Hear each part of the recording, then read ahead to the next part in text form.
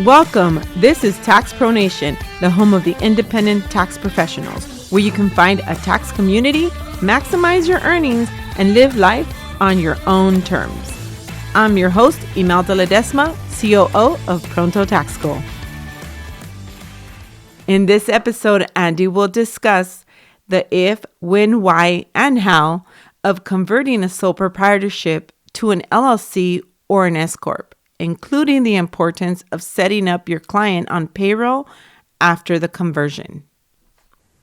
We're continuing our Schedule C Mastery training series, new video training series that we're doing. I'm in the process right now of updating the Schedule C Mastery training program. So these sessions will be kind of sliced and diced and included in that. If, when, why, and how to convert a sole proprietorship, so a regular Schedule C, so to speak, to a LLC and or an S corporation. I think this is probably, if I had to choose one, this is probably the most profitable area for tax professionals to work with and understand. And in terms of increasing the amount of tax that you save for your clients, and then also increasing your revenue that comes your way as a tax professional.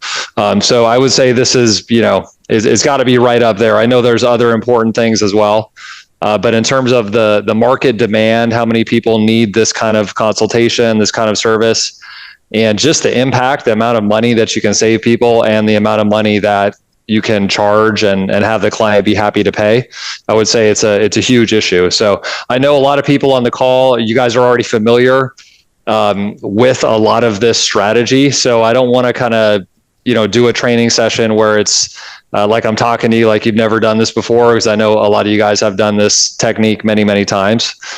Instead, I kind of want to host a discussion, get some feedback, some interaction from you guys, and hopefully make a contribution, even if you're very experienced in this area. We all can learn new things, as we all know. And then also, as we go through this training, I prepared some links to be able to share with you of areas within your Pronto Tax School dashboard where you can access different training resources that are connected to this. So that's what's on the agenda for tonight. I'll give you guys all the notes that I take here as we go through. I'll post that with a recording, like we've been doing in the past few sessions. And just overall, why do we even care about this? Why is it, why am I kind of hyping it as such an important thing for tax pros to know? Is, first and foremost, we just can save clients a lot of money on their taxes using these kinds of techniques and without doing anything illegal. So that's kind of the bonus piece of it. If we don't, so if I'm a tax pro, I'm working with Schedule C clients. If I don't know how to handle this issue, I will lose my best clients, my best Schedule C clients. So people that have a growing business that starts going, they hit 50,000 in revenue, right? Then they hit 100,000, then they hit 150,000, and they're having a growing business. Those kind of clients are inundated at this point with this kind of information from all different kinds of sources. And so as a tax professional, if you're kind of like, I don't want to mess around with S corporations or LLCs, I just want to kind of do a Schedule C, that's actually, I think, fine. But you just got to realize that, when clients hit that, especially with that 100,000 revenue mark, or 50,000 in profit, either or of those, they're going to be approached and sold by other tax professionals to do this strategy. So it does result in, if you don't want to do it, it's fine, but you just got to kind of keep in mind that it does result in client loss for those more successful Schedule C clients. On the upside, if you feel confident dealing with this kind of stuff, you can drastically increase your revenue as a tax professional. So the basics of the strategy, I put a link here just for a short video with Adam Shea when we were putting together the Business Tax Verified program. Adam's pretty succinct guy, so a lot of times he can explain things in a little shorter way than I can. It's just about a 10-minute video, and it basically gives you the overall idea of why considering S corporation tax treatment why it could potentially save a Schedule C business owner quite a bit of money on taxes. And you guys know this already. It basically has to do with reducing the self-employment tax liability, right? So in doing that, we want to be able to rather immediately determine if the client is going to potentially save money by even having this discussion, right? So let's imagine we have a Schedule C client, and hey, this person is, I feel like their business is growing. It's got potential. It's becoming more profitable. I want to have a quick way where I can determine, should I bring this idea to that client's attention? And so the way that we provide is what we call the magic spreadsheet. So most of you guys already have this, but I'll chat it in case you don't, in case you want to pull it up on your end. I'll pull it up here on my end, and we can go through a couple scenarios to see how we would use this. So when I was first getting into doing this and figuring out what was going on, this is the spreadsheet that I would use to just see, like, hey, I'm sitting down with a client. I don't have a lot of time, and I don't want to start over explaining to this client like all this really complicated stuff. So let me just use the spreadsheet and figure out, is this person going to potentially save money by not being a quote unquote regular Schedule C? So either, becoming an LLC and then later doing an S-corporation, maybe forming an S-corporation entirely. No matter what the particulars of it is, like, I wanted to have a quick way and like a simple way to just determine, would the person save enough money to where this conversation is worth having? So what you want to do to use this, which I know a lot of you guys, again, have used this. I don't want to kind of take it to, like a super basic level, because I know you guys have used this or used your own tools. We want to take the net profit from the business, expected net profit, and plug it into this box, right? So let's say it's 150,000. We're going to see here that if we don't do anything, if we just leave that client in the Schedule C format, they're going to be, paying quite a bit of self-employment tax. And then we can roughly estimate what type of reasonable salary, if they were to be an S-corporation. And this wouldn't be, I think it's important to say this is not on a level of like making this a recommendation for the client. Like, I'm setting your salary, or, I know this is a great salary for you, that type of thing, but just quickly estimating, can this person save money on taxes, right? So let's say they're an electrician, right? And I'm going to say, hey, there's $80,000 reasonable salary there. And I can pretty much see right away that this client, if they elected S-corp tax treatment and they set this salary, they would be looking to save about $11,000 per year. So that, and then I can plug in here, what do I want to charge to be involved with, for my expertise and for me helping the client to save this $11,000 per year. And so we want to kind of show over 5 years, what would that look like? Obviously, the numbers can change. Again, these are just estimates, and then we want to know, for us, is this a business opportunity? How much would we, what does the client have to pay to get the result that they're looking for? So maybe I could get some input from you guys on who uses this spreadsheet that we give you guys in the program, who uses another tool. What do you guys use to see if it's worth it for a regular Schedule C, a sole proprietor, to even consider any of these kind of fancy footwork? Well, I've never used the spreadsheet, but sometimes I'll have a client that is on a Schedule C switch over to an S corporation, especially if they are not the kind of people that like to make estimated taxes. Okay. So if they put if they have a salary, they're going to automatically have federal, state, and the Social Security taxes withheld. Yep. So on April 15th, you don't hand them a bill for $20,000. Yep. Right. Yeah. I think that's one of the advantages that we don't talk about a lot. We talk about the savings here, but it's the potential, the risk the potential downside if they don't make the estimated tax payments, because an S corporation can save them more money just in interest and penalties and things like that they would accrue with the IRS. Great point. Yeah, great point. And also, Howard, thank you so much. That's a really great point, and it's something that we don't mention enough. I totally agree. And also, we have more options in making payments through payroll. Like, for example, if you miss all your estimated tax payments, which when we're talking about Schedule C clients, which I think Howard was getting at, right? Right. It's not uncommon, right? It wouldn't be the first time you'd seen it. So let's say you get towards the end of the year, you haven't made any estimated tax payments.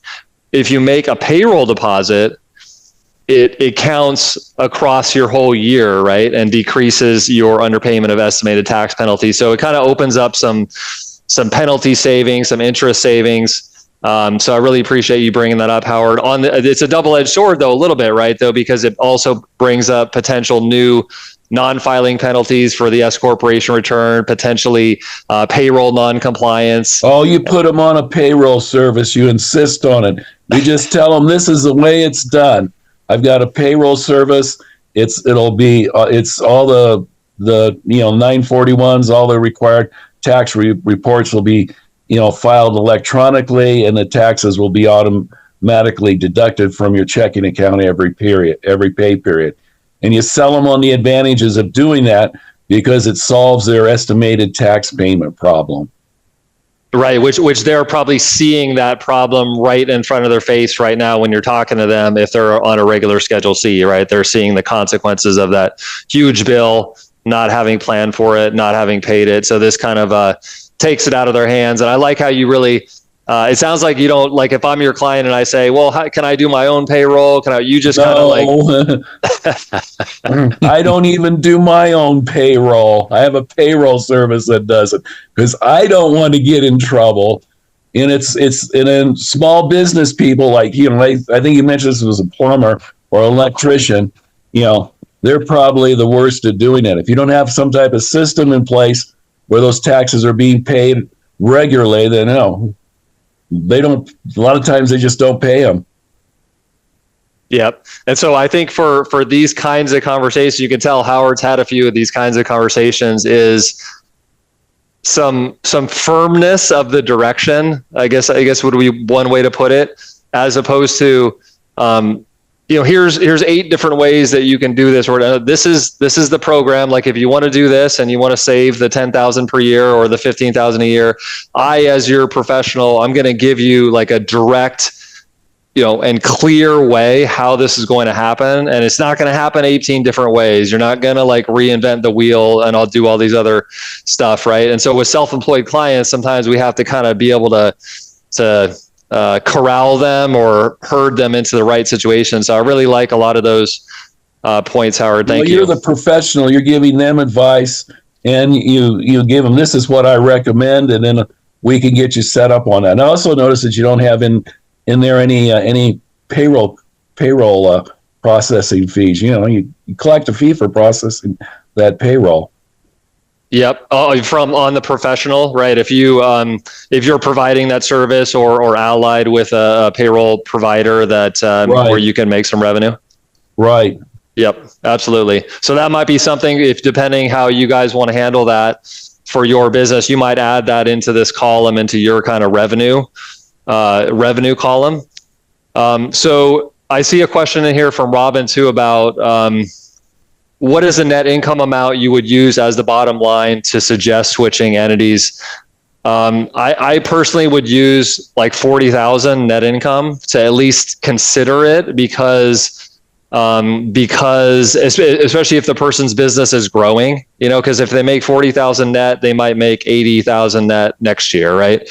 That being said, I think one of the downsides of this potentially can be, and what we see happen sometimes is somebody forms an S-corp in the 1 year that they had a really strong net profit, but then other years they don't have a strong net profit, and sometimes they even overpay themselves on payroll to bring themselves to a loss. And so it's not a it's not a silver bullet for every situation, but I personally would look at this strategy at a relatively low net income to at least consider it. What do you guys think about that? Anybody else have any thoughts about that, of like in terms of target client to even have this discussion net profit wise? I would say probably between 50 and 100,000. If they're over 100,000, most definitely do it. Yep. Yeah, and over 100, like I said at the beginning, and I know for myself, my own experience, those are the clients that are pretty much for sure going to leave and go to another tax professional if you don't have this discussion, because somebody else is going to have it, right? Just like one of you could be on this and you're up on the speed on this, and you'll run across clients that, their tax preparer has kept them on Schedule C because the tax preparer doesn't want to do an S-corp return. And so you end up picking up that client. The client ends up, because these clients they pay more fees, right, when they're doing an S-corp return, especially if you're getting into doing payroll, if you're doing, they have more sort of formal bookkeeping because they're probably doing a balance sheet at some point with their S corporation. They actually have to do monthly accounting. Depending on your service delivery of what you provide, these clients are, $2,000 to $10,000 type of, and even more in some cases, revenue, as opposed to Schedule C, where a lot of tax pros might charge, between $250 to $600. So it's about a 5x, revenue potential, something like that. A lot of times even more for us as tax professionals. So that would be sort of the big picture of it. Does anybody else want to sketch out any other kind of scenarios? Like, hey, Marley had brought up on the last session, like, let's do more of like scenario based. So maybe you have like a particular client in your mind right now that you want to plug in some net profit, plug in some potential reasonable salary, and get some different ideas of what the savings might be.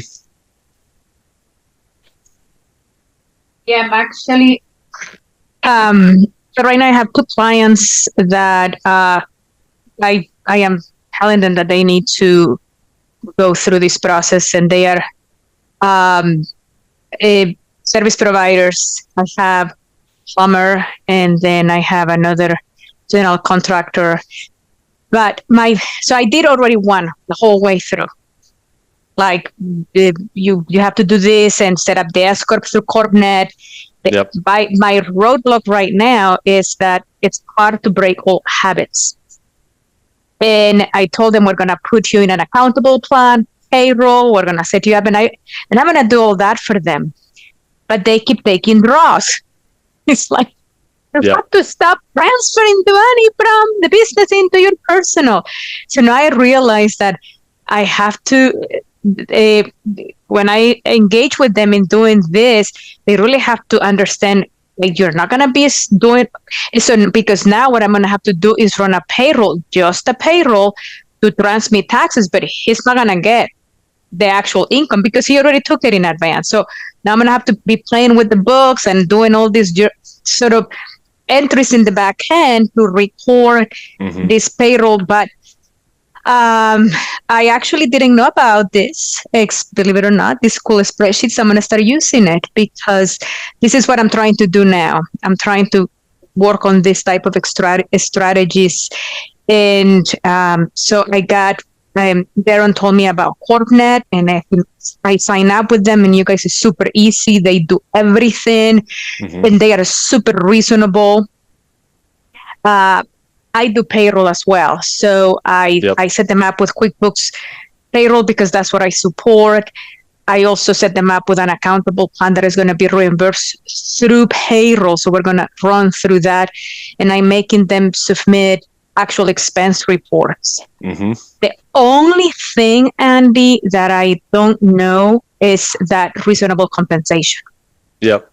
Okay, great. Well, that was actually next on my little list here. So let's say you are sitting down, and thank you. So that's like,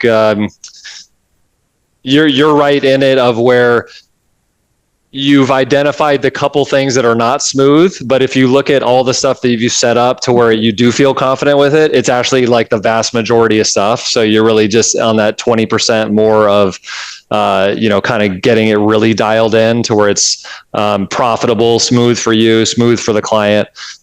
Which I think a lot of us are close on it, right? Where it's like, I know enough to do it. I've done a couple. What I'm hoping to do with this conversation and just our training in general is go to that really where we're really confident and it's highly profitable, and you're not going to feel like, hey, I regret getting involved with this because now it's gone totally sideways. So estimating salary without doing something like RC reports is a tool that we've mentioned throughout different programs, right? Where it will kind of offload the assignment of the reasonable salary, you could say. It's a tool that the person uses or you use in conjunction with the client to get a deliverable of a report saying, hey, this is what would be backup, able to be backed up in an audit. And it's kind of a formalizing, right? Let's say you're just doing the spreadsheet and you're just trying to figure out. So generally, so in the past, I would use like Bureau of Labor Statistics if it's more of like a trade type of business. Now, obviously, if they're doing other like, CEO level stuff, which most of these clients would be, right? They're kind of they're the leader of their business, right? But a lot of times it's fairly, directly tied to their trade that they're delivering. They're an electrician, they're a plumber, they're a carpenter. So, you can provide or review the Bureau of Labor Statistics, level of average salary for that trade, right? And that could be a kind of just a basis for a commentary. In some cases, that could even be provided to the client and say, so let's say you don't want to use RC reports, or you just don't want to be involved in that side of it. Hey, this is what the average says on here. You could consider doing that, or you could make this choice to follow that, and that would be up to you. In most cases, if you have, if it's not some really low, just rip off type of figure where it's an obvious rip off. I don't think it's as big of a deal as a lot of people make it out to be, frankly. Thank you for joining us. I'm Imelda. Join us next week as we continue to share mini audio clips of the Schedule C tax prep process. If you are interested in listening to the full process and want to be part of the Dream Team community, please visit prontotaxschool.com or email us to support@prontotaxschool.com. Being part of the Dream Team membership comes with getting expert support, top-rated training programs, and weekly video live events. We look forward to having you on board.